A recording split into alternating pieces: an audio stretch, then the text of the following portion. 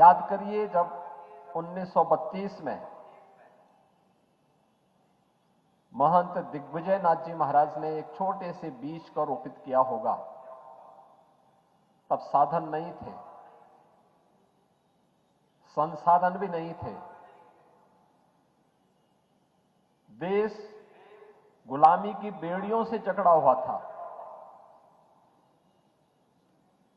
एक और देश के अंदर आजादी की लड़ाई हिलोरे ले रही थी और दूसरी तरफ इस बात का एक दृढ़ विश्वास भी कि हमारा देश बहुत दिनों तक अब गुलाम नहीं रहेगा, यह देश बहुत शीघ्र आजाद होगा। लेकिन आजाद भारत में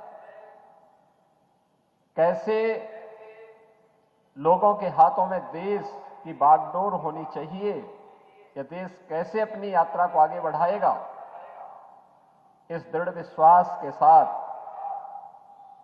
आने वाली पीढ़ी के सामने एक आदर्श हो, स्वदेश और स्वाभिमान के प्रतीक हो, उस भाव के साथ 1932 में महंत दिग्विजय नाथ जी महाराज ने गोरखपुर में महाराणा प्रताप शिक्षा परिषद की स्थापना की। और अब तो 92 वर्ष की इस यात्रा के समग्र मूल्यांकन का समय महाराणा प्रताप शिक्षा परिषद और उससे जुड़ी हुई संस्थाओं के सामने भी है। एक यात्रा पूरी की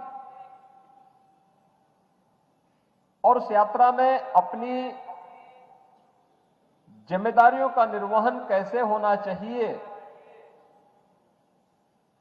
एक धार्मिक संस्था को, एक शैक्षणिक संस्थान को, एक व्यक्ति के नाते, ईश्वर की सर्वश्रेष्ठ कीर्ति के नाते,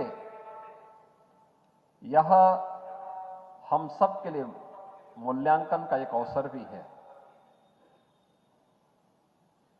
कहने की कोई आवश्यकता नहीं आज के समय में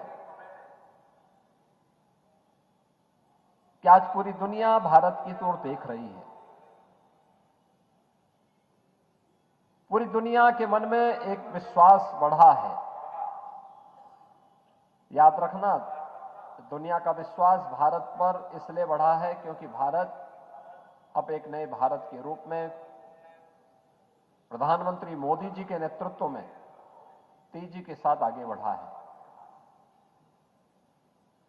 याद रखना, दुनिया उसी का अनुसरण करती है जो उसके अनुरूप अपने आप को तैयार करने का एक जज्बा रखता है।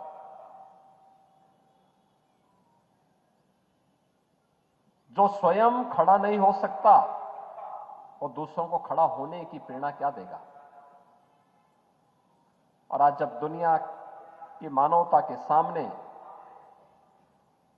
एक चुनौती है स्वयं के लिए और पूरी मानवता की रक्षा के लिए, उन स्थितियों में दुनिया की विश्वास का प्रतीक बनकर के उभरा है भारत।